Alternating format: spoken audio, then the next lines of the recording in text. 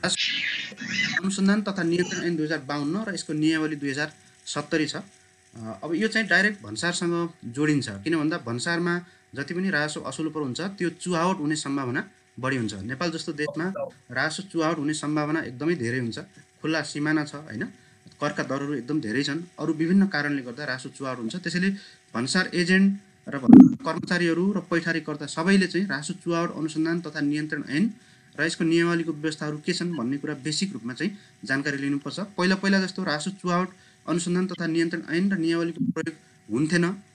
यो पहिला चाहिँ अर्थ मन्त्रालय अन्तर्गत यो ऐनको प्रशासन हुन्थ्यो र त्यो अन्तर्गत राजस्व अनुसन्धान विभाग भन्ने थियो। अहिले चाहिँ त्यो प्रधानमन्त्री कार्यालय अन्तर्गत विभाग गइसकेपछि विभागले यही ऐनको प्रयोग गर्छ र यो ऐन अत्याधिक एकदम कडा ऐनको रूपमा रहेको छ। त्यसैले यो ऐनको बारेमा जानकारी राख्न जरुरी छ र त्यसैलाई हामी सुरुवात गर्छौँ। सबभन्दा पहिला चाहिँ ऐनको परिचय भन्दा पनि हामी राजस्व चुहावट भनेको के हो त्यसतर्फ अलिकति विचार गरौँ। हुन त यो ऐनमै छ, मल्टिपल चोइस क्वेसनमा आउन सक्छ, राजस्व चुहावट देखेका मध्ये कुन कुन कुराहरू पर्छन् भनेर आउन सक्छ हैन। त्यसैले ऐनको दफा 4 मा लेखिदिएकै छ यी कुराहरू। यसमा राजस्व चुहावट भनेको के हो त भन्दा सामान्यतया के कुरा बुझ्नु पर्यो भन्दा तिर्न पर्ने जति राजस्व नतिरेको अवस्था अथवा राजस्व तिर्दै नतिरेको अवस्था अथवा कृत्य कागजातहरू बनाएर राजस्व छलेको अवस्था अथवा कुनै निकासी पैठारी गर्दाखेरि तोकिएको ठाउँभन्दा बाहिरबाट ल्याएको अवस्था, भन्सार बिन्दुभन्दा बाहिरबाट खुला सिमाना भएको कारणले अन्यत्रबाट वस्तुहरू आयात निर्यात गरेको अवस्था अथवा कर्मचारीहरूलाई चाहिँ प्रभावमा पारेर अनुचित प्रभावमा पारेर अथवा अन्य कुनै डर धार धम्की दिएर यी विभिन्न कारणहरूले गर्दा कर्मचारीहरूलाई सँग मिलेर पनि हुन सक्छ हैन।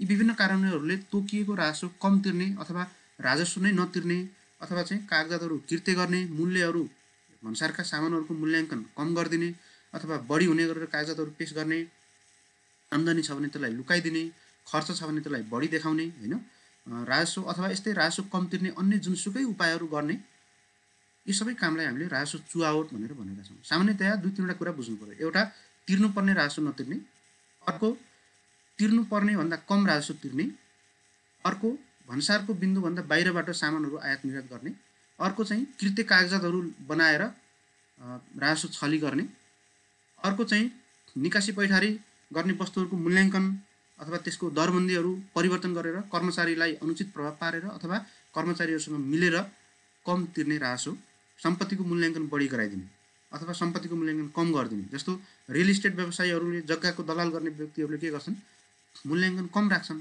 हैन, त्यसमा पनि राजस्व चुहावट हुन्छ। त्यसमा पनि यो ऐन आकर्षित हुन्छ। त्यसैले यो समग्र कुरालाई हामीले राजस्व चुहावट भनेर भन्छौँ। राजस्व चुहावट गर्न हुँदैन, गर्यो भने के हुन्छ भन्ने कुरा चाहिँ यो ऐनले बोल्छ। यो ऐनले बोल्ने कुरा सिम्पल के हो त, एउटा मात्रै कुरा हो। त्यो के हो त, कसैले पनि राजस्व चुहावट गर्न हुँदैन। यदि गरिहाल्यो भने त्यसलाई के गर्ने त भन्दा अब यो ऐन त्यसमा बोल्छ। अब राजस्व चुहावट नियन्त्रणमा प्रयोग हुने कानुनहरू के छ त हाम्रो भन्दा राजस्व चुहावट अनुसन्धान तथा नियन्त्रण ऐन, यसको नाम याद गर्नु होला है, नाम झुकिन्छ। राजस्व चुहावट ऐन मात्रै भन्न पनि मिल्दैन, यसलाई राजस्व चुहावट नियन्त्रण तथा अनुसन्धान ऐन भन्न सक्छ कहिलेकाहीँ, त्यो पनि भन्न मिल्दैन। यसको एक्ज्याक्ट नाम हुन्छ ऐनको नाम भनेको के हो त, राजस्व चुहावट अनुसन्धान तथा नियन्त्रण ऐन 2052 अहिले नाम छ। त्यसैले नाम पनि याद गर्नु होला, नाम नै सोधिदिन सक्छ। राजस्व चुहावटमा राजस्व अनुसन्धान विभागले प्रयोग गर्ने ऐन देखाएको मध्ये कुन हो भनेर यही नामलाई तलमाथि गरेर यताउति पारेर सोध्न पनि मिल्छ हैन। त्यसैले नामलाई अलिक बढी फोकस गर्नु होला। त्यस्तै आयकर ऐनबाट पनि राजस्व असुली राजस्व चुहावट हुन्छ, त्यसलाई नियन्त्रण गर्ने व्यवस्था त्यहाँ पनि छ। मूल्य अभिवृद्धि कर ऐन 2052 मा पनि छ। अन्तशुल्क ऐन हामीले पढ्यौँ, त्यसमा पनि राजस्व चुहावट भयो भने के गर्ने भन्ने कुराहरू छ हैन। भन्सार ऐन छ, मदिरा ऐन छ हाम्रो 2031 हैन। त्यस्तै गैर कर सम्बन्धी अन्य विभिन्न नियम कानुनहरू छ, सालबसाले आउने आर्थिक ऐनहरू छ, अनि सम्बन्धित आवाहरुमा आर्थिक ऐनहरू छ, अनि सार्वजनिक परिपत्रहरू, निर्देशिकाहरू आदि इत्यादि छ। यी विभिन्न कारणले गर्दा नेपालमा राजस्व चुहावट नियन्त्रण गर्ने ऐन नियमहरू बनेका छन्। अब ती ऐन नियमहरू मध्ये हामी पढ्ने भनेको राजस्व चुहावट अनुसन्धान तथा नियन्त्रण ऐन 2052 र यसको नियमावली 2070। त्यसभन्दा पहिला राजस्व चुहावट नियन्त्रण कसरी गरिन्छ त, यसको पनि क्वेसन बन्न सक्छ। राजस्व चुहावट नियन्त्रण कसरी गर्न सकिन्छ त भन्दा तीनटा उपायले गर्न सकिन्छ। त्यसलाई हामीले स्ट्राटेजी रणनीतिहरू भनेर भन्छौँ। यी रणनीतिहरू के हुन सक्छन् भन्दा जस्तो पहिलो रणनीति भनेको प्रवर्धनात्मक रणनीति, प्रमोसनल स्ट्राटेजी भनेर भन्छौँ। यो प्रमोसनल स्ट्राटेजी भनेको कुनै पनि मान्छेहरूलाई राजस्व चुहावट गर्दा के हुन्छ हैन, कति कारबाही हुन्छ, नगर्दा के हुन्छ भनेर त्यसको बारेमा प्रचार प्रसार गर्ने, प्रमोसन गर्ने। प्रमोसन भनेको प्रवर्धन गर्ने, राजस्व तिर्नुपर्छ भनेर जनतालाई जागरुक गराउने। एजुकेसन दिने, प्रचार प्रसार गर्ने, गोष्ठी कार्यशाला त्यस्तै इन्टरेक्सन कार्यक्रमहरू गर्ने, जागरण अभियानहरू चलाउने हैन, संस्थालाई चाहिँ बलियो बनाउने, कार्यप्रणाली र प्रविधिहरूमा सुधार गर्ने, यो सबै कारणले गर्दा जनतालाई कर तिर्नु जस्तो लाग्ने, छल्न चाहिँ नछल्न पाए हुँदो भन्ने जस्तो बनाउने, छलेर मेरै लागि घात हुन्छ, यो छल्यो भने कारबाही पनि हुन्छ, त्यसैले छल्न हुँदैन भन्ने भावनात्मक सम्बन्ध विकास गर्ने त्यस्तो प्रकारको रणनीति हुन्छ। यो रासो अनुसन्धान विभागले पनि गर्छ यस्ता रणनीतिहरू, भन्सारले पनि गर्छ, सबै निकायहरूले प्रवर्धनात्मक रणनीति अवलम्बन गर्छन्। त अब यतिले त हुनेवाला छैन। प्रवर्धनात्मक त संसार त यदि यो सबै गरेपछि त संसार त एकदम अमन चयन एकदम शान्ति स्थापना हुनुपर्ने, तर हुँदैन। त्यहाँ त गलत कुराहरू त त्यहाँ छन्, हरेक ठाउँमा हुन्छ हैन। त्यसैले त्योभन्दा एक स्टेप अलि स्ट्रङ स्ट्राटेजीमा हामी जान्छौँ, विभाग जान्छ भनौँ न। त्यो चाहिँ निरोधात्मक उपाय हो, प्रिभेन्टिभ भन्छौँ हैन। Prevention is better than care भन्छौँ नि भ्याक्सिनेसनलाई हामी। हो त्यस्तै गरेर प्रिभेन्सन भनेको अब यो हुँदैछ है, रासो चुहाट यसले गर्दैछ भनेपछि त्यहाँ गएर बस्दिने, छेकबार गर्ने हैन, गस्ती परिचालन गर्ने, प्रहरी परिचालन गर्ने, कारबाही नै होइन। एउटा चाहिँ नयाँ सिस्टम, जस्तो अहिले VCTS भन्ने तपाईँ पढ्नुहुन्छ हैन, vehicle and consignment tracking system हो, त्यस्ता सिस्टमहरू ल्याइदिने अनुगमनको लागि, प्रहरीहरूलाई परिचालन गर्ने, कर्मचारीहरूलाई राति परिचालन गर्ने, टोल फ्री नम्बरहरू ल्याउने, जहाँ रासो चुहाट हुन्छ, मालपोत जस्ता कार्यालयहरू, भन्सार जस्ता कार्यालयहरूमा यदि रासो चुहाट धेरै हुन्छ भने त्यहाँ चाहिँ अग्रिम रूपमा बस्दिने, CCTV क्यामेराहरू जडान गरिदिने। त्यसलाई हामीले त्यो प्रचारको लागि होइन नि त, त्यो के हो त, रोक्नलाई हो। त्यो रोक्ने भनेको यहाँ रासो चुहाट हुन्छ है भन्ने थाहा भएपछि त्यसलाई प्रिभेन्सन गर्नका लागि प्रिभेन्टिभ मेजरहरू हामीले अवलम्बन गर्न सक्छौँ, निरोधात्मक रणनीतिहरू। त्यसमा चाहिँ कानुनको कार्यान्वयन गराउनका लागि चाहिँ पालना गराउने, प्रभावकारी अनुगमन गर्ने, कम्प्युटर सिस्टमहरू ल्याउने, IP क्यामेराहरू जडान गर्ने हैन, गस्तीहरू परिचालन गर्ने, यी सब कुराहरू निरोधात्मक रणनीतिहरूमा पर्छन्। अब यो निरोधात्मकले पनि हुन्न, फेरि चाहिँ गलत गर्ने मान्छेले गलत गरिहाल्छ, त्यसैले त्यसलाई चाहिँ कारबाही नै गर्नुपर्छ। अन्तिम अस्त्र भनेको कारबाही हो। त्यसैले कारबाही भनेको जहिले पनि पहिलो अस्त्र होइन। पहिलो अस्त्र भनेको सम्झाइ बुझाइ गर्ने, चेतना जगाउने, त्यो हो। दोस्रो अस्त्र भनेको जहाँ गलत हुँदैछ त्यहाँ गएर सम्बन्धित निकायले बस्दिने हैन, रोक्दिने, सबै नाकाहरू सिल गरिदिने, अथवा खुला भन्सार, खुला चाहिँ नेपाल भारतको जुन 1800 किलोमिटर जति लामोमाइ छ त्यसलाई चाहिँ सिल गरेर जहाँ भन्सार छ त्यहाँ मात्रै ल्याइदिने, द्याट इज प्रिभेन्टिभ, निरोधात्मक हो।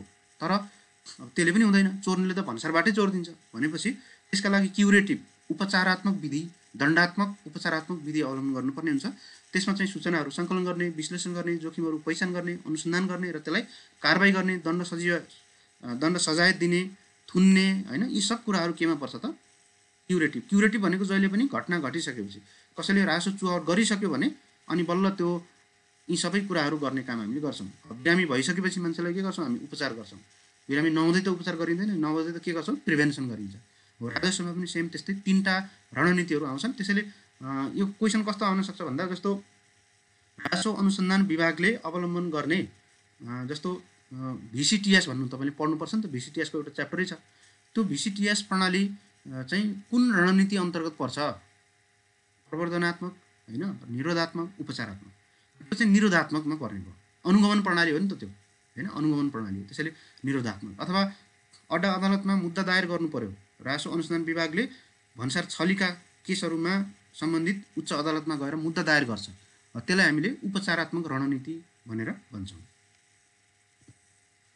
अब रासो चुहाटका सम्भावित क्षेत्रहरू के हुन सक्छन् भन्दा, भन्सारतर्फ, आयकरतर्फ, अन्तशुल्कतर्फ, भ्याटतर्फ अलग अलग हुन्छन्। भन्सारतर्फ के हुन्छ भन्दा, डिक्लेरेसन गलत गरिदिने। डिक्लेरेसन भनेको वस्तु कुन हार्मोनाइज्ड कोडमा पर्छ हैन, त्यो कोड नै चेन्ज गरिदिने, 45 पर्नेलाई 55 गराइदिने भनेपछि एउटा ट्युब लाइटलाई अर्को चाहिँ के कुन लाइटमा गराइदिने, अर्को यो जनरल जुन टङ्गस्टनवाला लाइट हुन्छ त्यसमा घोषणा गराइदिने। यिनीहरूको दरबन्दी फरक छ, एउटामा 15%, एउटामा 5% भन्सार लाग्छ भनेपछि रङ डिक्लेरेसन, घोषणा गलत गर्ने। अर्को चाहिँ रङ भ्यालुएसन, मूल्याङ्कन चाहिँ कम गराइदिने हैन, अब एकदम 10,000 को सामान छ भने 2,000 मात्रै मूल्य हो भनेर बनाइदिने, रङ भ्यालुएसन। अर्को चाहिँ अन्डर ओभर इन्भोइसिङ गर्ने, युज अफ फेक फर्महरू। फेक फर्म भनेको अरू कसैको नाममा फर्म दर्ता गरेर कारोबार गर्ने हैन। त्यस्तै भन्सार नाकाभन्दा बाहिरबाट चोरी पैठारी गर्ने, भन्सार नाकाभन्दा बाहिर जति पनि खुला बोर्डर छ त्यहाँबाट जे जति कारोबार हुन्छ त्यो सबै के हो त, अवैध हो। एउटै प्रज्ञापन पत्रको धेरै पटक प्रयोग गर्ने, एकपल्ट प्रज्ञापन पत्र ल्याउने, सामान ल्याउने, त्यही प्रज्ञापन फेरि भन्सारमा ल्याउने र यही सामान हो भनेर देखाउने, भन्सारमा भइराखेका कुराहरू नि प्र्याक्टिकल कुराहरू। त्यस्तै नक्कली बिल बिजकहरू बनाएर प्रयोग गर्ने। त्यस्तै बैङ्किङ प्रणालीभन्दा बाहिरबाट भुक्तानी गर्ने अनि त्यो हुन्डी मार्फत चाहिँ कारोबार गर्ने। त्यस्तै नक्कली फर्महरू कारोबार गर्ने, दोहोरो समानान्तर बीजकहरू जारी गर्ने, न्यून मूल्याङ्कन गरी आयात निर्यातहरू गर्ने, यी सब कुराहरू भन्सारतर्फ चलेका रासो चुहावटका इस्युजहरू अहिलेको ट्रेन्डहरू हो।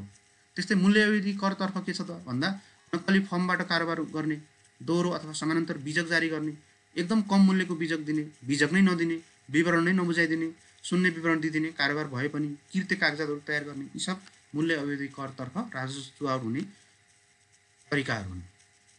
त्यस्तै आयकरतर्फ चाहिँ कम आय देखाउने, खर्च बढी देखाइदिने, आम्दानी लुकाइदिने, सम्पत्ति र दायित्वको अधिक लेखाङ्कन गर्ने, मेरो सम्पत्ति धेरै कम देखाइदिने, दायित्व एकदम बेसी छ भनेर देखाउने, झुट्टा तथा नक्कली बीजकहरूको प्रयोग गरिदिने, न्यून बीजकीकरण गर्ने अथवा ओभर बीजकीकरण पनि गर्ने कतिपय अवस्थामा, दुई किसिमका वित्तीय विवरणहरू बनाइदिने। पहिला पहिला सुनिन्थ्यो नि, एउटा ब्याङ्कमा पेश गर्ने ब्यालेन्स सिट एउटा हुन्छ अनि कर कार्यालयमा पेश गर्ने ब्यालेन्स सिट अर्को हुन्छ। अहिले त त्यस्तो हुँदैन, एउटै ब्यालेन्स सिट ट्र्याकिङ गर्न मिल्छ। त्यसैले दुई किसिमका वित्तीय विवरण बनाउने, भन्सारमा चाहिने कागजातहरू दुई किसिमका बनाइदिने, कर नतिर्ने, गलत विवरणहरू बुझाउने, यो आयकरतर्फ सम्भावित कुराहरू हुन्।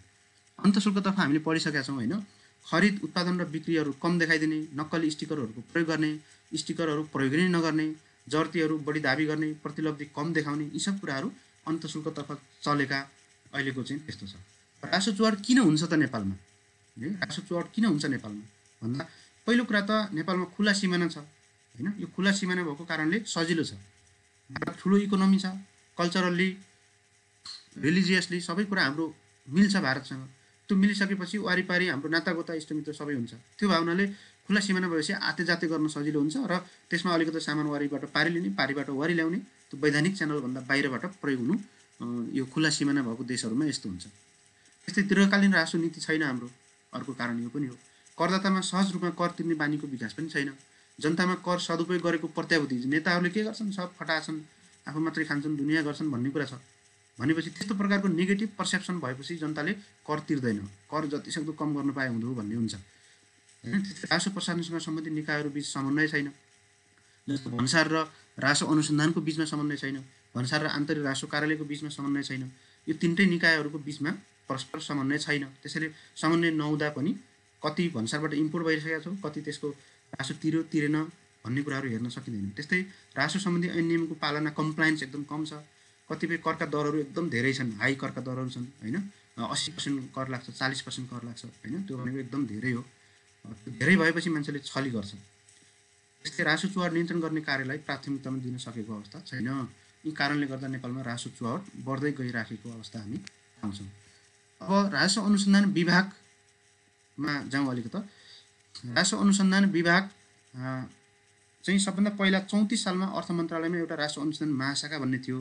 त्यो महाशाखालाई 2050 सालमा आएर विभागको स्थापना गरियो। त्यसैले यो क्वेसन बन्न सक्छ, नेपालमा रासो अनुसन्धान कार्यको संस्थागत सुरुवात कहिले भयो भन्दा 2034 सालमा। के बापत? अर्थ मन्त्रालयमा रासो अनुसन्धान महाशाखाको स्थापना भइसके पश्चात। त्यसपछि विभागको स्थापना कहिले भयो अर्को क्वेसन बन्न सक्छ। 2050 सालमा त्यो रासो जुन अनुसन्धान महाशाखा थियो त्यो महाशाखालाई नै विभागको रूपमा गठन गरियो। अहिले चाहिँ विभाग हरिहर भवन पुल्चोक ललितपुरमा रहेको छ र यसलाई 65-66 आर्थिक वर्षदेखि गैर कर राजस्वको समेत अनुसन्धान, तहकिकात र कारबाही गर्ने जिम्मेवारी पाएको छ। 65-66 आर्थिक वर्षदेखि गैर कर भनेको जस्तो अरू करहरू, मालपोतदेखि लिएर जग्गा रजिस्ट्रेसनका करहरूदेखि लिएर अरू विभिन्न करहरू जस्तो परीक्षा दस्तुर होइन, ब्याज, लगानीका कुराहरू, यी सब कुराहरूलाई हामीले गैर कर भनेर भन्छौँ। कर बाहेकका जति पनि रासो छन् होइन, प्राकृतिक स्रोतको रोयल्टीहरू होइन, यी सब कुराहरूलाई हामी गैर कर भनेर भन्छौँ।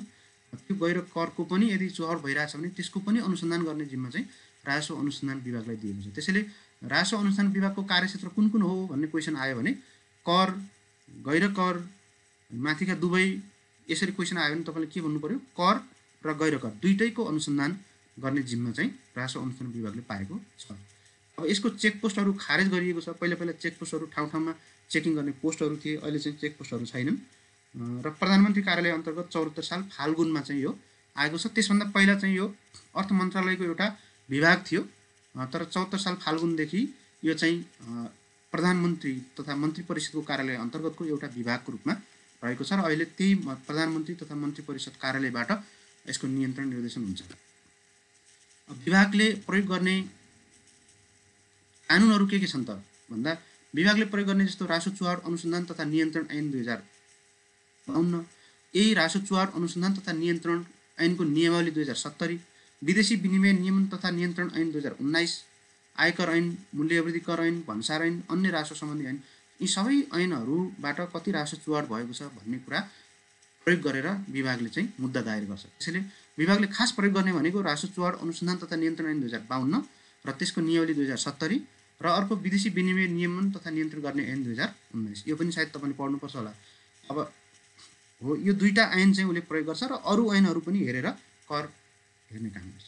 विभागले अहिले के गरिरहेको छ त भन्दा विभागमा एउटा टोल फ्री नम्बर छ, 24 घण्टा खुला रहने टोल फ्री नम्बर छ। अर्को चाहिँ विभागले अहिले VCTS भन्ने छ, vehicle and consignment tracking system. यो के हो भन्ने पछाडि आउँछ, हामी पढ्छौँ। तपाईँको अर्को च्याप्टर पनि छ, त्यो च्याप्टरमा पनि तपाईँले हेर्नुहुन्छ। तर सामान्यतया vehicle and consignment tracking system भनेको चाहिँ कुनै भन्सारबाट मालवस्तु छुट्यो र त्यो मालवस्तु छुटिसकेपछि त्यो मालवस्तु भन्सारबाट गोदाममा आउने बेलासम्म कुन ड्राइभरले कुन सवारी साधन प्रयोग गरेर कहाँ ल्याइराखेको छ भन्ने कुरा चाहिँ अनलाइनबाट ट्र्याकिङ गर्ने सिस्टमलाई हामीले vehicle and consignment tracking system भनेर भन्छौँ है। त्यस्तै अर्को चाहिँ विभागले अन्तर विभागीय सूचना समन्वय संयन्त्रहरू खडा गरेको छ। अरू विभागहरूसँग पनि यसले चाहिँ विभिन्न खालको MOU होइन, मेमोरेन्डम अफ अन्डरस्ट्यान्डिङ गरेको छ अन्तर्राष्ट्रिय विभाग भन्सार विभागहरूसँग। सुराकी खर्च सञ्चालनको कार्यविधि बनाएको छ, द्रुत गस्तीहरू परिचालन गर्छ, आकस्मिक रूपमा गस्तीहरू परिचालन गर्छ, राजस्व प्रहरीको रूपमा सशस्त्र प्रहरी बललाई खटाइएको छ र कर्मचारीहरूको आचार संहिता पालना गरिएको छ। यो विभागले गरेका नयाँ प्रयासहरू हुन्। अब vehicle and consignment tracking system VCTS भनेको के हो, अलिकति यसमा थोरै चर्चा गरौँ। जस्तो नेपालभित्र व्यापारिक प्रयोजनका लागि जति पनि मालवस्तुहरू ओसार पसार गरिन्छ, व्यापारिक प्रयोजन, यो कुरा बुझ्नु है, व्यापारिक प्रयोजन, व्यक्तिगत प्रयोजन होइन, कन्जम्सनको प्रयोगको लागि होइन, व्यापारिक प्रयोजनको लागि नेपालभित्र मालवस्तुहरू एक ठाउँबाट अर्को ठाउँमा ओसार पसार गर्ने सम्बन्धमा त्यो ढुवानी गर्ने मान्छेले होइन, त्यो ढुवानी गर्ने जो मान्छे छ त्यो ढुवानी गर्ने मान्छेले विभागले बनाएको एउटा अनलाइन सिस्टममा आफ्नो सबै डाटाहरू, ड्राइभरको नाम, ड्राइभरको नाम, फोन नम्बर होइन, त्यस्तै मालवस्तु लिने दिनेको नाम, ठेगाना, प्यान नम्बरहरू, कति मालवस्तुको क्वान्टिटी, यी सब कुराहरू अनलाइन सिस्टममा भरेर अनि त्यसपछि मात्रै अगाडि बढ्न पाउने जुन प्रणाली डेभलप गरिएको छ त्यसलाई हामीले vehicle and consignment tracking system भनेर भन्छौँ। कन्साइनमेन्ट भनेको प्रज्ञापन पत्रलाई हामी कन्साइनमेन्ट भनेर भन्छौँ। भन्सारको जुन प्रज्ञापन पत्र तपाईँ पढ्नुहुन्छ त्यो त्यसलाई अर्को शब्दमा हामी कन्साइनमेन्ट भन्छौँ। कन्साइनमेन्ट भनेको प्रज्ञापन पत्र मात्रै होइन, जस्तो एउटा ट्रकमा लोड भएको त्यो सामानको बिल बिजकहरू त्यसलाई पनि हामी कन्साइनमेन्ट भन्न सक्छौँ। त्यसैले भेहिकल भनेको गाडी, सवारी साधन, त्यो सवारी साधन र त्यो साधनले बोकेको मालवस्तुहरूको कागजातहरूलाई अनलाइनको रूपमा ट्र्याक गर्ने जुन प्रणाली बनेको छ त्यसलाई हामीले VCTS भनेर भन्छौँ। यसको फुल फर्म पनि आउन सक्छ है। त्यस्तै यो वेबमा आधारित छ, अनलाइन सिस्टम हो, त्यसैले इन्टरनेट चाहिन्छ, अनलाइनबाट यसले हामीले प्रविष्ट गर्नुपर्छ। राजस्व चुहाड अनुसन्धान तथा नियन्त्रण ऐन 2052 को दफा 13 ग मा यसको व्यवस्था चाहिँ गरेको छ र यो 76 साल साउन 1 गतेदेखि लागू भएको।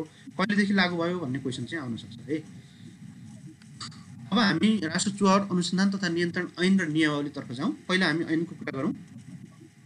राजस्व चुहाड अनुसन्धान तथा नियन्त्रण ऐन 2052 लालमोहर र प्रकाशन भएको मिति चाहिँ 52 साल माघ 17 गते है। प्रायः सबै ऐनहरूमा हामीले हेर्छौँ लालमोहर र प्रकाशन भएको, त्यो भनेको स्टार्टिङ डेट हो। यसको पहिलो संशोधन 76 साल 10 महिना 28 गते भयो होइन। 18 साल भन्नु पऱ्यो, 76 साल भन्ने चाहिँ होइन, 18 सालमा यसको चाहिँ संशोधन भयो। एकपल्ट मात्रै संशोधन भएको छ अहिलेसम्म है, त्योभन्दा अगाडि संशोधन भएको छैन। संशोधन त गर्छ तर त्यो ऐनकै संशोधन भएको छैन। अरू विभिन्न ऐनले संशोधन गर्छ, आर्थिक ऐनले संशोधन गर्छ, अरू विभिन्न ऐनहरूले संशोधन गर्न सक्छ, तर आफ्नो यही ऐनमा भएको मूल संशोधन एउटा मात्रै। कतिपल्ट संशोधन भयो भन्ने क्वेसन आउला, त्यो आयो भने तपाईँले के भन्नु पऱ्यो त, अहिलेसम्म एकपल्ट मात्रै यो संशोधन भएको छ है। त्यसैले यसको अर्को विशेषता भनेको यो चाहिँ विदेशमा बस्ने नेपालीहरूलाई पनि लागु हुन्छ। यदि ती नेपालीहरू जो चाहिँ नेपालमा कर तिर्नुपर्ने राजस्व नतिरेर विदेशमा गएछन् भने तिनीहरूलाई पनि लागु हुन्छ।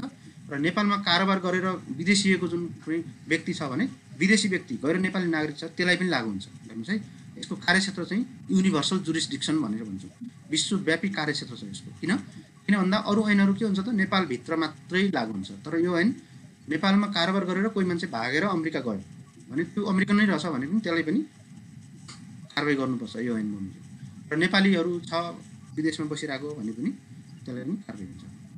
जस्तो राजदूतावासमा काम गर्ने नेपालीहरू जो छन् तिनीहरूले चाहिँ नेपालमा कर तिर्नुपर्छ आफ्नो आम्दानीको, त्यो कर तिरेनन् भने तिनीहरू नेपालमा बसेका छैनन्, विदेशतिर छन्, यिनीहरूलाई कारबाही नगरौँ, यो ऐन नेपाललाई मात्रै हो भन्नु पाइँदैन। किन भन्दा यो ऐन संसारभरि लाग्छ, यसको कार्यक्षेत्र युनिभर्सल जुरिस्डिक्सन छ।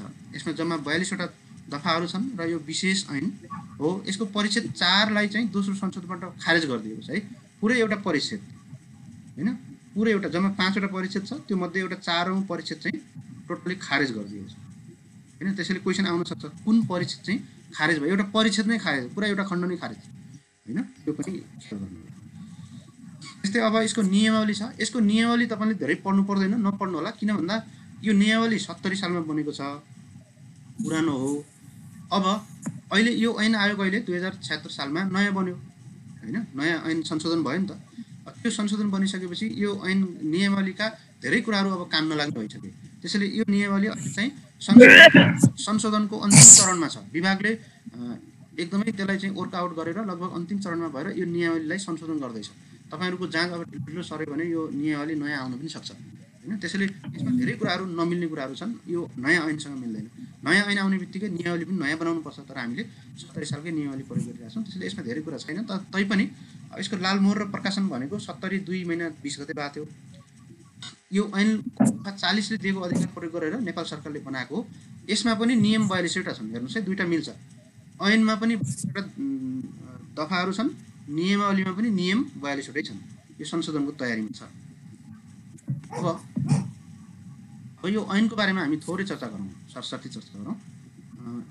रासो चुहावट अनुसन्धान तथा नियन्त्रण ऐन 2052 को दफाहरू छ। दफामा 42वटा दफा छ होइन। त्यो दफामा पहिलो दफा त जुनसुकै ऐनको त्यही नै हुन्छ, नाम, प्रारम्भ, त्यसपछि परिभाषा, त्यसपछि 3मा रासो चुहावट गर्न नहुने भन्ने छ। त्यस्तै 4मा रासो चुहावट गरेको मानिने, कुन कुन कन्डिसनमा मानिने। अघि हामीले जुन सुरुमा भन्यौँ नि रासो चुहावट भनेको के हो भन्ने कुरा यही दफा 4मा छ। 5लाई झिकिदिएको छ त्यहाँ दोस्रो संशोधनले। 6मा विभागको अधिकार क्षेत्र छ। 7मा चाहिँ के भनेको छ भन्दा रासो चुहावटको सूचना दिने व्यक्ति जो सुराकी छ त्यसले चाहिँ लिखित रूपमा या मौखिक रूपमा सुराकी दिन सक्छ। त्यस्तो सुराकी दिने मान्छेको नाम चाहिँ गोप्य राख्नुपर्छ भन्ने व्यवस्था छ 7मा। दफा चाहिँ याद नगर्नुहोस्, बरु के याद गर्नुहोस्, राजस्व चुहावट भइराखेको छ भन्ने कुराको सूचना दिने जो सुराकी छ त्यसले लिखित माध्यमद्वारा पनि सूचना दिन सक्छ र मौखिक माध्यमद्वारा पनि सूचना दिन सक्छ। कुन कुन माध्यमद्वारा सूचना दिन सक्छ, लिखित मौखिक दुईटै भन्ने आयो भने दुईटा, र यसको नाम चाहिँ गोप्य राख्न सक्छ। त्यस्तै 7कमा विभाग आकस्मिक जाँच परीक्षण गर्न सक्ने, 81 जाँच परीक्षण गर्न सक्ने, कसैलाई थाहा नदिकन होइन। त्यस्तै 8मा चाहिँ अनुसन्धान तथा तहकिकात गर्ने कुराहरू छ। 9मा अनुसन्धान तथा तहकिकात सम्बन्धी विभागको अधिकारहरू के हुने भन्ने कुराहरू छ। यसका केही कुराहरू जो इम्पोर्टेन्ट छ त्यो म पछाडि तपाईँहरूलाई चर्चा गर्छु, अहिले म यसको रूपरेखा मात्रै भन्दैछु होइन। दफा 10मा अनुसन्धान अधिकृत तोक्ने भन्ने छ। दफा 11मा अनुसन्धान अधिकृतको काम, कर्तव्य र अधिकारहरू के छ भन्ने कुराहरू छ, यसको बारेमा पनि म चर्चा गर्छु। दफा 11कमा सूचनाको तामेली छ। 12मा पक्राउ गर्न सक्ने व्यवस्था छ। 13मा थुनामा राख्न सक्ने छ। 13कमा सम्बन्धित निकायमा लेखी पठाउनु पर्ने भन्ने व्यवस्था छ। 13खमा फेरि कम्प्युटर प्रशोधित अभिलेख प्रमाणको रूपमा लिन सक्ने भन्ने छ। 13ग चाहिँ तपाईँहरूको लागि बहुत इम्पोर्टेन्ट छ, किन भन्दा अहिले जुन VCTS भनेर अघि हामीले चर्चा गऱ्यौँ र तपाईँलाई एउटा जाँचमा क्वेसन आइहाल्छ VCTSबाट। त्यो VCTS बनाउने चाहिँ ऐनको कुन दफा हो भन्ने क्वेसन आउन सक्छ। त्यसैले दफा 13ग, 13 ब्राकेट ग होइन है, ब्राकेट ग र गमा फरक छ। ब्राकेट ग भनेको 13 भित्रको क ख ग हो, 13ग भनेको अलग्गै होइन। त्यसैले ऐनमा 13ग भनेर ब्राकेट 13ग लेख्यो भने तपाईँ त्यसलाई रिजेक्ट गर्नु होला। 13ग भनेको 13ग हो, त्यहाँ ब्राकेट साकेट कुरो हुँदैन। त्यस्तै 14, 15, 16 र 17 जम्मै खारेज छ है, खारेज छ। किन भन्दा दोस्रो संशोधनले खारेज गरिदियो, त्यही भएर नियमावली चेन्ज गर्नु पर्यो भनेको थिएँ नि त मैले होइन। 14, 15, 16, 17 अनि परिच्छेद कति 4, परिच्छेद 4मा भएका यी जम्मै व्यवस्थाहरू खारेज गरिदियो। अनि 18मा मुद्दा हेर्ने अधिकारी भन्ने छ।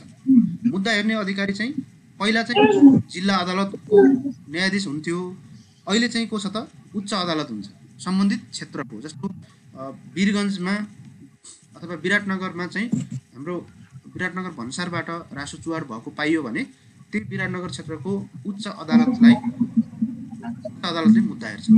र यो रासो चुहावट अनुसन्धान तथा नियन्त्रण ऐनका जति पनि मुद्दाहरू छन् ती सबै मुद्दामा नेपाल सरकार वादी हुन्छ। भन्नुको मतलब नेपाल सरकार पक्ष भएर लड्छ होइन, नेपाल सरकार आफै स्वयं वादी हुन्छ। जस्तै दफा 20 मा हेर्नुभयो भने मुद्दा दायर सम्बन्धी व्यवस्था गरेको छ, जसमा चाहिँ सरकारी वकिलको राय लिनै पर्छ र सरकारी वकिलले जुन राय दिन्छ र निर्णय पनि सरकारी वकिलले नै गर्छ। हेर्नुहोस् है, मुद्दा दायर गर्ने वा नगर्ने भन्ने निर्णय कसले गर्छ? सरकारी वकिलले। किन भन्दा सरकारवादी मुद्दा हो। सरकारवादी जुनसुकै मुद्दाको पनि मुद्दा चल्ने वा नचलाउने भन्ने निर्णय गर्ने अन्तिम अधिकार संविधानले नै गराइदिएको छ सरकारी वकिललाई। महान्यायाधिवक्ता भनेर पढ्नुहुन्छ नि तपाईँ संविधानमा। हो, त्यो महान्यायाधिवक्ता भनेको सरकारी वकिल हो। त्यो सरकारी वकिलले निर्णय गर्छ र त्यसको निर्णय गरेको 30 दिनभित्रमा मुद्दा दायर गरिसक्नुपर्छ र मुद्दा दायर गर्दा चाहिँ सबै सामान एउटा ट्रक कसैले चाहिँ एक ट्रक सामान चाहिँ भन्सार चोरी गरेर ल्याएको छ, इम्पोर्ट गरेको छ भनेपछि त्यो ट्रकै लिएर चाहिँ उच्च अदालतमा जाने होइन, त्यसको स्याम्पल मात्रै लिनुपर्छ। नत्र अरू केसमा त अरू पुलिसले गर्ने जुन क्रिमिनल केसहरू छ त्यसको अनुसन्धानमा मुद्दा दायर गर्दा दस्तावेजहरू सबै लिएर जानु। तर यसमा हाम्रो कानुनले के भनिदिएको छ? त्यो रासो चुहावट भएको मालवस्तुको स्याम्पल मात्रै अदालतमा पेश गरे हुन्छ, जम्मै सामान पेश गरिराख्नु पर्दैन भन्ने छ। 20 कमा कुनै कर्मचारी इन्भल्भ भएको छ भने त्यो स्वतः निलम्बन हुन्छ भन्ने छ। त्यस्तै 21 मा चाहिँ पुनरावेदन भन्ने व्यवस्था छ। पुनरावेदन भनेको जस्तो महानिर्देशकले कुनै निर्णय गर्यो भने त्यसको विरुद्धमा अड्डा अदालतमा कहाँ जाने त चित्त नबुझेपछि भन्दा, जस्तो महानिर्देशकले निर्णय गरेको छ भने उच्च अदालतमा है, र उच्च अदालतको निर्णयमा चित्त बुझेन भने चाहिँ सर्वोच्च अदालतमा पुनरावेदन दिनुपर्छ। महानिर्देशकको निर्णयमा उच्च अदालत, यहाँनिर अलिकति मिस्टेक भएको छ, जिल्ला अदालत होइन, यो उच्च अदालत हो है। म यो तपाईँहरूलाई पठाउँदाखेरि त्यसमा सुधार गरेर पठाउँछु। महानिर्देशकको निर्णयमा उच्च अदालतमा पुनरावेदन लाग्छ र यदि उच्च अदालतले नै निर्णय गरिसकेको छ भने त्यसपछि सर्वोच्च अदालतमा जानुपर्छ। दफा 22 मा मुद्दाको कार्यविधिको व्यवस्था गरेको छ र यो पनि क्वेसन बन्न सक्छ। रासो चुहावट सम्बन्धी मुद्दाहरू विभागले जुन दायर गर्छ तिनी मुद्दाहरू कस्तो कार्यविधि अन्तर्गत फर्छेट गरिन्छ त भन्ने क्वेसन आयो भने संक्षिप्त कार्यविधि, सामान्य कार्यविधि, विशेष अदालत ऐन 2059 को कार्यविधि, माथिका कुनै होइन भन्ने आउला। त्यस्तो आयो भने तपाईँले के गर्नु पर्यो त? विशेष अदालत ऐन 2059 अनुसारको कार्यविधि। यो विशेष अदालत ऐन 2059 भनेको विशेष अदालत जुन छ त्यो भ्रष्टाचार सम्बन्धी मुद्दाहरू हेर्ने अदालत छ हो, त्यही अदालतले जुन त्यसको लागि एउटा कार्यविधि, संक्षिप्त कार्यविधि तोकिएको छ, त्यो कार्यविधि अन्तर्गत यो मुद्दाहरू हेरिन्छ। दफा 23 मा दण्ड सजायको कुरा गरेको छ। दफा 23 कमा सजायको मागदाबीबाट कसैले चाहिँ सहयोग गर्यो भने त्यसलाई चाहिँ छुट दिन सक्ने व्यवस्थाहरू छ।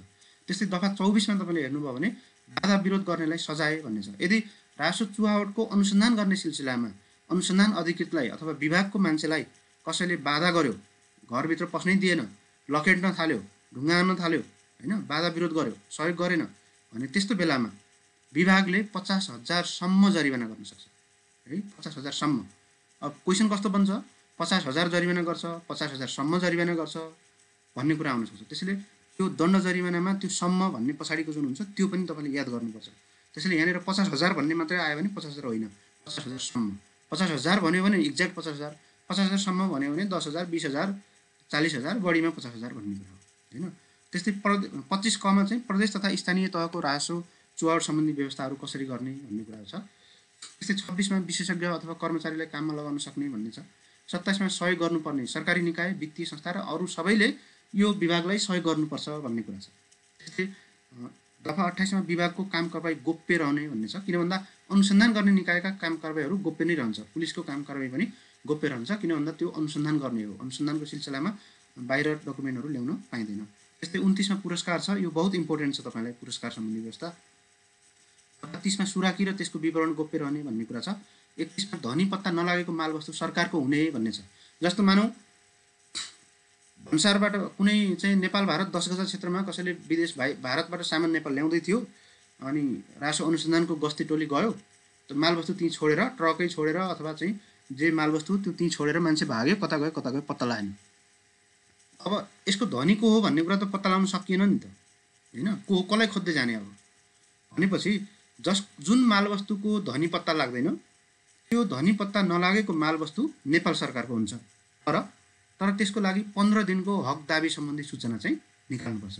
विभागले के गर्छ त? अब हामीले मिति यतिमा यो चाहिँ वीरगञ्जको यो ठाउँमा चाहिँ आकस्मिक गस्ती गर्दा यो त्यति सामान फेला परेको, त्यसको चाहिँ कोही पनि मान्छे फेला नपरेकोले यो सामानको कोही मान्छेहरू हकदाबी गर्नुहुन्छ भने प्रमाणसहित 15 दिनभित्र राजस्व अनुसन्धान विभागमा सम्पर्क गर्नुहोला भनेर पत्रिकामा सूचना निकाल्नु पर्यो अथवा विभिन्न ठाउँमा टाँच गर्नु पर्यो। यो सूचना कति दिने भन्ने आउन सक्छ क्वेसन। 15 दिने हैन, 15 दिने सूचना चाहिँ विभागले दिनुपर्छ र त्यो सूचनाको अवधिभित्र कोही मान्छे दाबी गर्न आयो भने, प्रमाण पुग्यो भने त्यसलाई दिने, कारबाही गर्ने अथवा जे हो त्यही प्रक्रियामा जाने। कोही पनि आएन भने त्यो नेपाल सरकारको हुन्छ। त्यस्तै 32 मा मालवस्तु लिलाम गर्न सकिन्छ। यसरी चाहिँ नेपाल सरकारमा ल्याएको वस्तुहरू 32 क मा कालो सूचीमा राख्ने भन्ने व्यवस्था छ। कालो सूची पनि इम्पोर्टेन्ट छ तपाईलाई। कालो सूची भनेको चाहिँ ब्ल्याक लिस्टेड भनौँ न, कुनै रिमार्क्स गरेको के कैफियत जनाएको, यो मान्छे खराब छ है, यो मान्छेसँग कारबाही गर्नुहुन्न, कारोबार गर्नुहुन्न, यो चाहिँ बहुत एकदम ब्याड म्यान हो भन्ने चाहिँ जुन सूची गरिन्छ त्यसलाई कालो सूची भनेर भन्छौँ। राजस्व चुहावट अनुसन्धान तथा नियन्त्रण ऐनको आफ्नै कालो सूचीको व्यवस्था छैन, तर यसले सार्वजनिक खरिद ऐन तथा बैंक तथा वित्तीय संस्था सम्बन्धी कानुन बमोजिम कालो सूचीमा राख्नका लागि अधिकार दिएको छ। सार्वजनिक खरिद ऐन जुन छ हाम्रो 63 सालको, त्यो ऐनले सार्वजनिक खरिद अनुगमन कार्यालयले खरिदमा चाहिँ घोटाला गर्ने जुन ठेकेदारहरू, करदाताहरू जो छन् यिनीहरूलाई चाहिँ कालो सूचीमा राख्ने व्यवस्था गर्छ। बैंक तथा वित्तीय संस्था सम्बन्धी चाहिँ कर्जा सूचना केन्द्र भन्ने छ, त्यसले चाहिँ कालो सूचीमा राख्छ। बैंक तथा वित्तीय संस्था सम्बन्धी ऐन 2073 बमोजिम हैन। अनि सरकारी बाँकी सरह असुल पर हुने भन्ने छ। बरामद भएको बालवस्तु जफत हुन्छ। कर्मचारीले गलत गरेछ भने विभागीय कारबाही हुन्छ। कर्मचारीले असल नियतले काम गरेको छ भने त्यसको विभागले बचाउ गर्छ। अधिकार प्रत्यायोजनको कुरो छ दफा 36 मा। त्यस्तै अर्को चाहिँ 37 मा राजस्व प्रहरीको व्यवस्था छ। हेर्नुस् है, यहाँनिर पनि तपाईले ख्याल गर्नु होला। राजस्व प्रहरीको व्यवस्था छ। नेपाल सरकारले राजस्व प्रहरी गठन गर्नेछ भन्ने कुरा छ, तर अहिलेसम्म राजस्व प्रहरीको गठन नेपालमा भएको छैन। त्यसैले 37 क मा अर्को व्यवस्था गरेछ। सशस्त्र प्रहरी बललाई नेपाल राजस्व प्रहरीको रूपमा खटाउन सक्ने भन्ने व्यवस्था छ। सशस्त्र प्रहरी राजस्व प्रहरी हो होइन? किन होइन? किन होइन भन्दा राजस्व प्रहरी भनेको नेपाल सरकारले अलग्गै गठन गर्ने एउटा प्रहरी हो।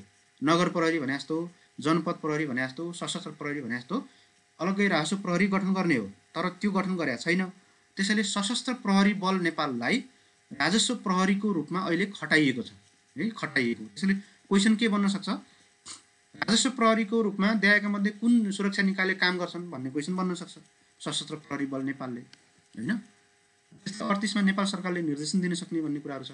39 मा यो राजस्व चुहावट अनुसन्धान तथा नियन्त्रण सम्बन्धमा महानिर्देशकले प्रतिवेदन पेश गर्नुपर्छ। यो पनि इम्पोर्टेन्ट छ है। प्रतिवेदन पेश गर्नुपर्छ। को समक्ष प्रतिवेदन पेश गर्नुपर्छ? प्रधानमन्त्री कार्यालयलाई। किन भन्दा यो प्रधानमन्त्री कार्यालय अन्तर्गतको हो, निकाय हो। साउनदेखि पुससम्मको अर्धवार्षिक रूपमा, साउनदेखि पुस 6 महिनाको के काम गरियो त्यसको एउटा रिपोर्ट र माघदेखि आउने असारसम्मको अर्को रिपोर्ट, दुईटा वर्षमा दुईटा रिपोर्ट चाहिँ पेश गर्नुपर्छ। को समक्ष? प्रधानमन्त्री कार्यालय समक्ष है। त्यस्तै 40 मा नियम बनाउने अधिकार छ। कसले नियम बनाउँछ त? नेपाल सरकारले। नियम बनाइसक्यो 2070 मा, अब त्यसलाई खारेज गर्दैछ 2078, फेरि अर्को आउँछ हैन। 40 क मा निर्देशिका कार्यविधि बनाउने भनेको छ।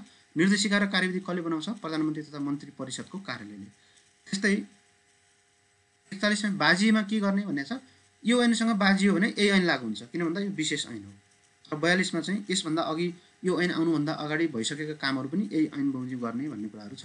यसरी हाम्रो 42 वटा दफामा विभिन्न व्यवस्थाहरू छ। अब यिनका महत्त्वपूर्ण व्यवस्थाहरूलाई हामी अलिकति चर्चा गरौँ है।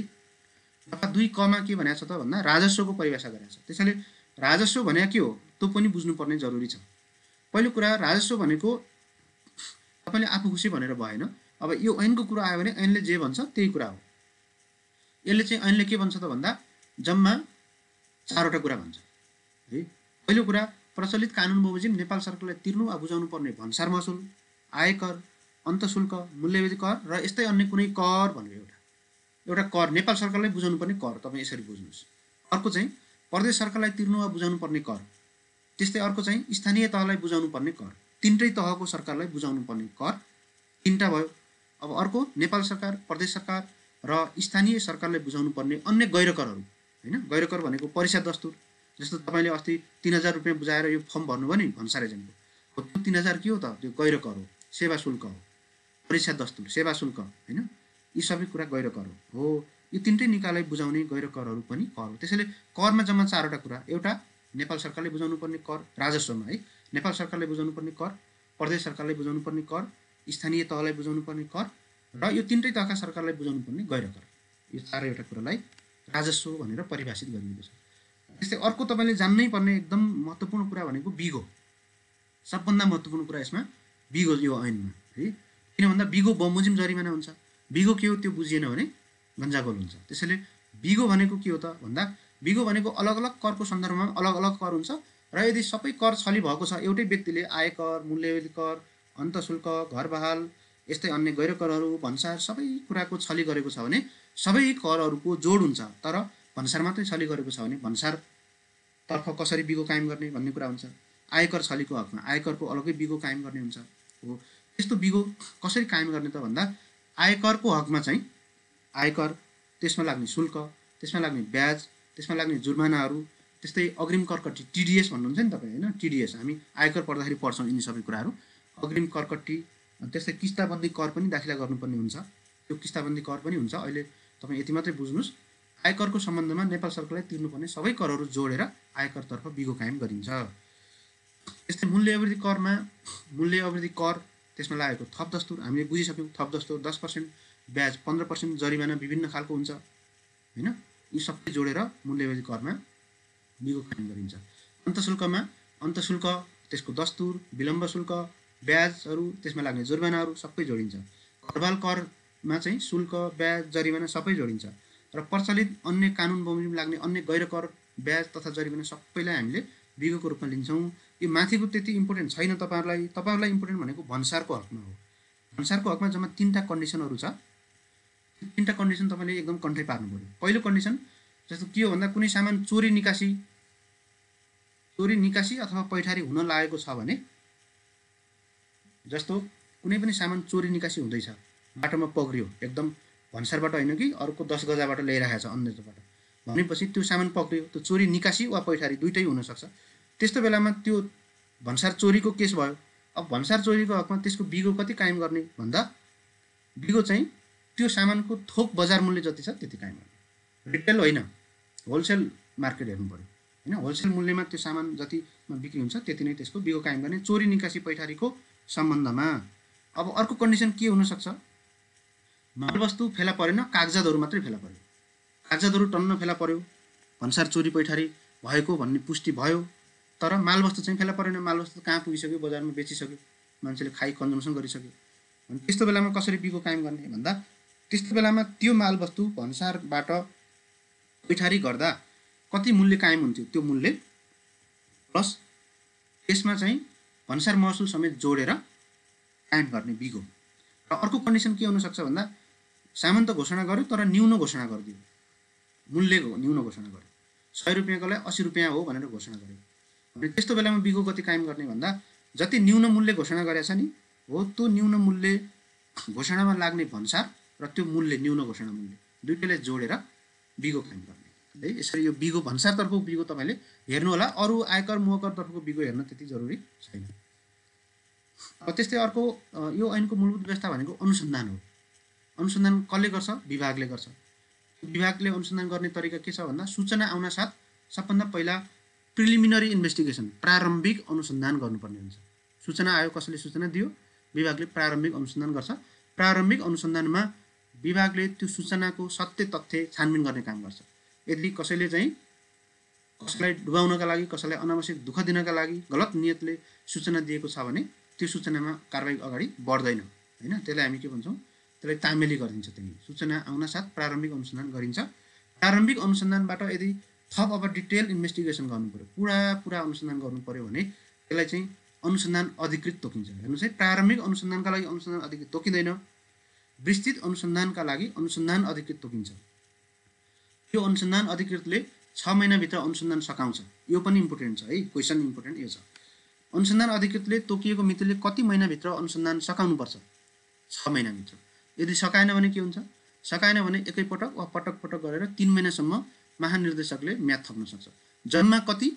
सामान्यतया 6 महिना, तर कुल चाहिँ 9 महिनाभित्र अनुसन्धान सकाइहाल्नुपर्छ। यदि सकिएन भने त्यसपछि थप कारबाही गर्न पाइँदैन।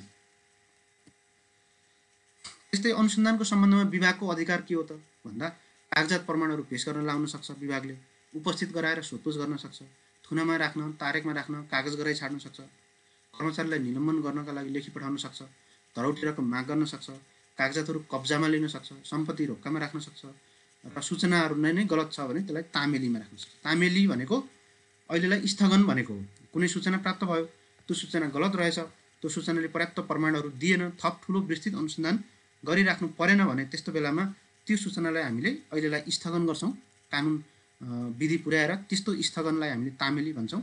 त्यो तामेली भनेको सदाभरिका लागि स्थगन होइन, खारेजी होइन, त्यो चाहिँ अर्को प्रमाण नभएसम्मका लागि त्यो सूचनालाई हामीले स्थगन गरेको। यदि त्यसमा थप प्रमाणहरू फेला पर्छन् भने त्यो समयमा यो सूचनाको आधारमा फेरि अनुसन्धान गर्न सकिन्छ। अब पक्राउ गर्ने सम्बन्धमा यो पनि अलिकति इम्पोर्टेन्ट छ। पक्राउ गर्ने सम्बन्धमा विभागको अधिकार के छ त भन्दा कारणसहित अदालत समक्ष अनुमतिका लागि निवेदन दिनुपर्छ। अहिले चाहिँ पहिला जस्तो छैन है। पहिला कस्तो थियो त, पहिला हाम्रो मुलुकी फौजदारी संहिता 2074 आउनुभन्दा पहिला चाहिँ विभिन्न निकायहरूले आफैले पक्राउ गर्न सक्थे, तर अब अहिले चाहिँ कसैले पनि पक्राउ गर्न सक्दैन। पक्राउ गर्नुभन्दा पहिला पक्राउ गर्ने अनुमतिका लागि सम्बन्धित अदालत समक्ष अनुमति माग गर्नुपर्छ निवेदनसहित। र त्यो सम्बन्धित अदालत भनेको कुन हो त, यसको उच्च अदालत होइन। उच्च अदालतले अनुमति दियो भने अनि कुनै व्यक्तिले पक्राउ गर्ने, पक्राउ गरिसकेपछि बाटाका म्याद बाहेक 24 घण्टाभित्र त्यो न्यायाधीश समक्ष त्यो व्यक्तिलाई पेश गर्नुपर्छ होइन। तर यदि चाहिँ मानौँ तपाईँ चाहिँ भैरवातिर कतै हिँड्दै हुनुहुन्थ्यो, गस्ती थियो, रासो अनुसन्धानको गस्ती, त्यो गस्तीले एउटा चाहिँ मान्छेले रासो चुहाट गरिराखेको देख्यो, त्यो मान्छेलाई तत्काल पक्राउ गर्नुपर्ने भयो। अनि के चाहिँ तत्काल एबाउ तिमी बसिराख, म अदालतमा जान्छु, तिमीलाई पक्राउ गर्नका लागि अनुमति लिएर आउँछु, अनि म तिमीलाई पक्राउ गर्छु है, तिमी चाहिँ यहीँ बसिराख भनेर भनेपछि त्यो मान्छे बसिराख्ला त? त्यो त भाग्छ, सामान लिएर जान्छ, त्यो मान्छेलाई पक्राउ गर्न सकिँदैन। त्यसैले यदि तत्काल पक्राउन आवश्यक छ भने त्यस्तो बेलामा महानिर्देशकको आदेशले अनुसन्धान अधिकृतले पक्राउ गर्न सक्छ। तर त्यो पक्राउ गरिसकेपछि 24 घण्टाभित्र अदालतमा पेश गर्नुपर्छ है। र त्यसपछि कति दिनसम्म थुनामा राख्न सक्छ त भन्दा यो पनि इम्पोर्टेन्ट छ। तपाईँले थुनामा कति दिनसम्म राख्न सक्नुहुन्छ एउटा कुनै व्यक्तिलाई, रासो चुहाट गर्ने, निकासी पैकारी गर्नेवाला है, अथवा त्यसको मतियार, त्यसलाई भन्दा एक पटकमा 15 दिनमा नबढाएर बढीमा 90 दिन, यति याद गर्नु होला। रासो अनुसन्धान विभागले कोही पनि रासो चुहाट गर्ने मान्छेलाई कति दिनसम्म थुनामा राख्न सक्छ? बढीमा 90 दिन। तर एकैचोटि 90 दिन हो त होइन, एकपल्टमा 15 दिन, अनि अदालत जाने, अदालतमा म्याद थप गराउँदै 90 दिनसम्म थुनामा राख्न सकिन्छ। 90 दिन भनेको अधिकतम सीमा हो, तर एकपल्टमा 15 दिनभन्दा 16 दिन थुनामा राख्न पाइँदैन। 15 दिनमा छोड्ने होइन, 15 दिन पुग्न लाग्यो भने अदालत जाने, फेरि म्याद थप लिने, अदालत जाने, फेरि म्याद थप लिने। अदालतले 90 दिनसम्म म्याद थप गरिदियो भने थुनामा राख्न पाइन्छ। यदि अदालतले ल 16 दिनमै अब म्याद थप हुँदैन भन्यो भने 16 दिनमै त्यसलाई छोड्नुपर्छ। अब यो चाहिँ इम्पोर्टेन्ट छ। हेर्नुहोस्, अहिलेको जुन सम्बन्धित निकायलाई लेखी पठाउन सक्ने दफा 13 क भन्ने छ, यो चाहिँ बहुत इम्पोर्टेन्ट छ। यो पहिला थिएन, त्यसैले पहिला यो ऐन कार्यान्वयन भएको थिएन। अब अहिले चाहिँ जस्तो भैरवा भन्सारको क्षेत्रमा पर्ने कुनै चाहिँ इम्पोर्टरले कुनै सानोतिनो रासो छली गरेको पाइयो, त्यो पाइयो भनेपछि अब रासो अनुसन्धान विभागले चाहिँ रासो अनुसन्धानको बुटोल कार्यालयले अनुसन्धान गर्छ।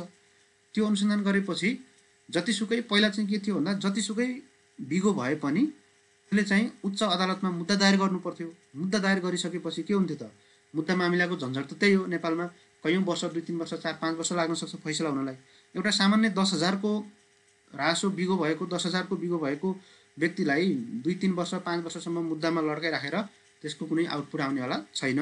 सरकारको पनि टाइम, कर्मचारीको पनि टाइम बर्बाद, त्यो व्यक्तिको पनि टाइम बर्बाद, रासो फुल पनि नहुने, अदालतको पनि टाइम बर्बाद। त्यसैले अहिले पछिल्लो समय के गर्यो त, 50 लाखसम्मको रासो चुहाट भएको छ भनेपछि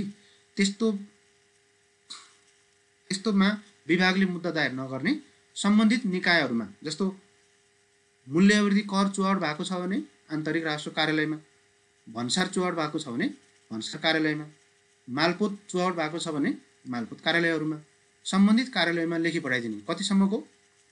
50 लाखसम्मको। दफा 13 क पनि याद गर्नु होला, 50 लाखको पनि याद गर्नु होला है। तर यसमा जानाजान वा बदनियतपूर्वक गलत मनसायले, एकदम डेलिबरेट फ्रड भनेर भन्छौँ नि, एकदम नियत बस्नै म चाहिँ रासो चुहाट गर्छु भन्ने खालको कसैको त्यस्तो नियत देखिन्छ, बदनियत भन्छौँ त्यसलाई हामी होइन। दूषित मनसाय हो, त्यस्तो दूषित मनसायले 1 रुपियाँको रासो चुहाट गरेको भए पनि त्यसलाई चाहिँ विभागले मुद्दा दायर गर्नुपर्छ। 50 लाखको सीमा त्यस्तो बदनियतमा, दुराशयपूर्णमा, जानाजानमा, फ्रडमा त्यस्तोमा लागु हुँदैन। सामान्य कन्डिसनमा 50 लाखसम्मको रासो चुहाट छ भने सम्बन्धित निकायमा लेखी पठाइदिन सक्छ। त्यहीँबाट असुल उपर गर्नु, त्यहीँ कारबाही गर्नु भन्ने हुन्छ। अब फरक के हुन्छ त, यो चाहिँ विभागले जुन राजस्व अनुसन्धान तथा नियन्त्रण विभाग छ यो विभागले उच्च अदालतमा मुद्दा दायर गर्छ, त्यहाँ चाहिँ कैद सजायका कुराहरू हुन्छन्। तर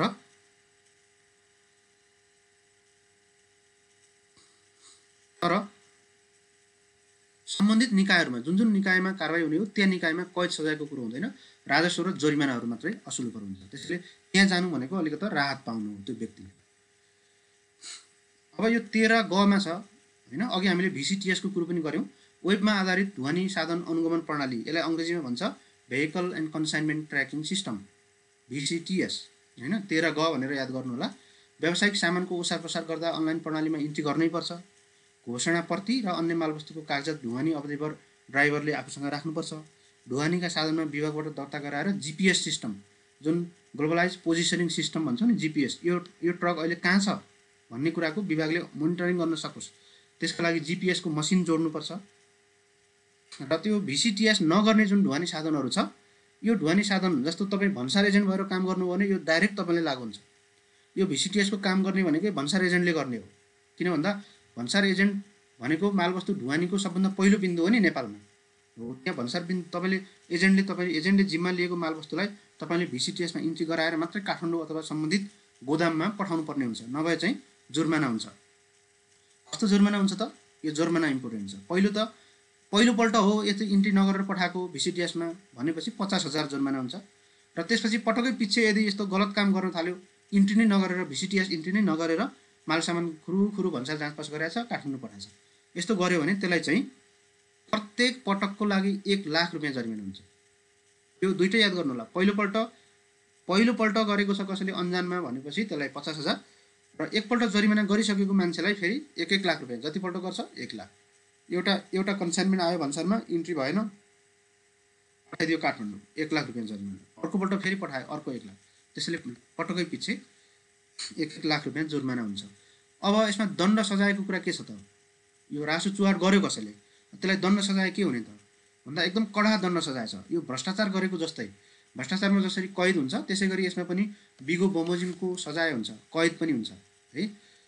अब सजायमा के कुरा हुन्छ त भन्दा, एउटा त जति रकमको राजस्व असुल भएको छ त्यसलाई हामीले बिगो भनेर भन्छौँ। अघि नै हामीले जुन बिगोको परिभाषा गर्यौँ नि, हो त्यो बिगो असुल उपर गर्ने अथवा त्यति बिगो चाहिँ जफत गर्ने र त्यति बिगो बराबर जरिमाना गर्ने। बिगो जस्तो मानौ 1 करोडको बिगो थियो, 1 करोड बिगो जफत अथवा असुल गर्ने, अनि 1 करोड नै अर्को थप जरिमाना। बिगो बमोजिमको जरिमाना भनेको 7% जरिमाना। त्यसैले कति पर्सेन्ट जरिमाना हुन्छ त भन्ने क्वेसन आउँछ। कति पर्सेन्ट? 7%। बिगो बमोजिमको जरिमाना भनेको जति बिगो छ त्यति नै 7% जरिमाना हुन्छ र कैद पनि हुन्छ। अब कैद कस्तो हुन्छ?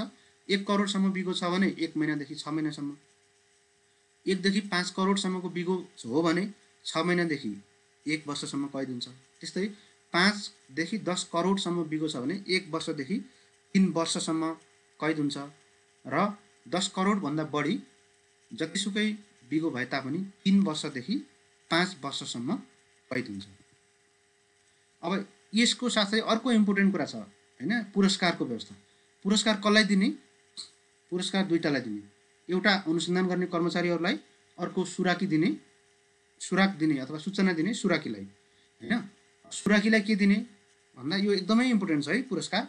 सुराकी भनेको त्यो व्यक्ति हो जसले चाहिँ रासो चुहाड हुँदैछ भन्ने कुराको सुराकी दिन्छ, सूचना दिन्छ। जस्तो अब सुराकीलाई दिने पनि दुईटा छ। एउटा सुन, हिरा र जवाहरतको हकमा के हुने र यो बाहेकको अन्य मालवस्तुको हकमा के हुने भन्ने छ। सुन, हिरा, जवाहरतको हकमा चाहिँ कुनै सुराकीले सुराक दिएको छ भने त्यसमा चाहिँ बिगोको 10% हैन। बिगो भनेको सुनको मूल्य 1 करोडको सुन रहेछ भने 10 लाख रुपैयाँ, बिगोको 10% वा 50 लाख मध्ये जुन घटी हुन्छ, हेर्नुहोस् है, घटी, बढी होइन, घटी याद गर्नु होला। किन भन्दा सरकारले जहिले पनि पुरस्कार दिँदाखेरि घटी दिन्छ अरूलाई दिँदाखेरि, अनि सरकारले लिने बेलामा जुन बढी हुन्छ त्यो हुन्छ। सरकारको नियत खराब छ नि त हैन। सरकारले लिँदाखेरि, जनताबाट लिँदाखेरि बढी लिने, राजस्व भनेको जहिले पनि केमा आउँछ? बढीमा आउँछ। यो र त्यो मध्ये बढी हुने राजस्व भन्ने हुन्छ, लिने पर्यो भने सरकारले। अब यो पुरस्कार त दिने कुरा हो, दिने कुरा गर्यो भने सरकारले घटी दिन्छ। 10 लाख के 10% वा 50 लाख मध्ये घटी जुन हुन्छ त्यति दिन्छ। जस्तो 2 करोडको सुनको तपाईले राजस्व अनुसन्धान विभागलाई सुराकी दिनुभयो, 2 करोडको सुन आउँदैछ विदेशबाट चाहिँ एयरपोर्ट गलत नाका प्रयोग गरेर भनेपछि 2 करोडको सुनको 10%ले 20 लाख भयो वा 50 लाख मध्ये घटी कुन भयो त 20 लाख भयो।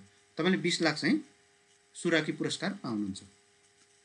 अब यो सुन हीरा र जवाहरात बाहेकको अरु मालवस्तु अरु जुनसुकै मालवस्तु हुन सक्छ नेपालमा हैन, त्यस्तो मालवस्तुको हकमा 20% बिगोको 20% वा 25 लाख मध्ये जुन घटी हुन्छ त्यो पाउँछ।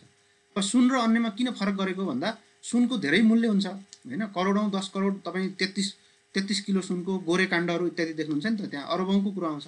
अरबौंको चाहिँ कुरामा तपाईको 10% गर्यो भने करोडौंमा आउँछ। अब करोडौंको कुरो चाहिँ राज्यले अरूलाई किन दिने भनेर सुनलाई चाहिँ 10% मात्रै गराएको छ हैन। अरूको हकमा चाहिँ मूल्य कम हुन्छ, अरूमा त कति हुन्छ र मूल्य थोरै कम हुन्छ। 10 पोका सामान कपडा ल्यायो भने भारतबाट त्यसको मूल्य कति होला, 1 लाख होला हैन। त्यसैले अरू सामानको मूल्य सामान बढी मूल्य कम हुन्छ, त्यसैले यहाँ 20% राखिदिन्छ पुरस्कार। अब सुन चाहिँ के हुन्छ, सामान कम मूल्य ज्यादा हुन्छ, त्यसैले कम राखिदिन्छ। अब राष्ट्र सेवक र निजका परिवारहरूले सुराकी पुरस्कार पाउँदैन। पहिला पहिला व्यापक दुरुपयोग भयो नि त, प्रहरीहरूले आफ्नै श्रीमतीको अथवा श्रीमानको नाम राखेर सुराकी हो भनेर पुरस्कार लिने, राष्ट्र अनुसन्धानका कर्मचारीहरूले पनि त्यसै गरी लिने, लाखौं रुपैयाँ चाहिँ त्यसरी करोडौं रुपैयाँ त्यसरी गएको हो। त्यो नहोस् भनेर अब चाहिँ के गरियो त, राष्ट्र सेवक र निजका परिवारले सुराकी पुरस्कार नपाउने व्यवस्था गरियो। राष्ट्र सेवक भनेको चाहिँ सरकारी मानव, सरकारी पैसा खाने सबै कर्मचारीहरू, पुलिसदेखि लिएर सबै कर्मचारीहरू हैन। सुराकीलाई तत्काल 10,000 सुराकी खर्च पनि दिन सक्छ। यदि कोही सुराकी छ, एकदम राम्रो सुराकी छ भने 10,000 सम्म है, 10,000 मात्रै हैन, 10,000 सम्म सुराकी खर्च दिन सकिन्छ। अनुसन्धान गर्ने कर्मचारीलाई बिगो अदालतबाट मुद्दा फैसला भइसकेपछि 5% वा 10 लाख मध्ये घटी रकम चाहिँ पुरस्कार दिन्छ। अब यो सबै पुरस्कारहरू एक भन्दा बढी व्यक्तिहरू छन्, 2 जना पनि हुन सक्छ। अब यो अनुसन्धान गर्ने मान्छे त 10औं 20औं जना हुन सक्छ, पुलिसहरू इन्भल्भ हुन सक्छ, टोली नै हुन सक्छ हैन। त्यसमा चाहिँ सबैजनालाई दामासाई भनेको बाँडेर इक्वल पार्ट गरेर दिने भन्ने कुरा छ। अब साथीहरू मैले चाहिँ पहिलो खण्ड यहाँनिर सकेँ। तपाईहरुको केही क्वेशनहरु छ भने भन्नु होला।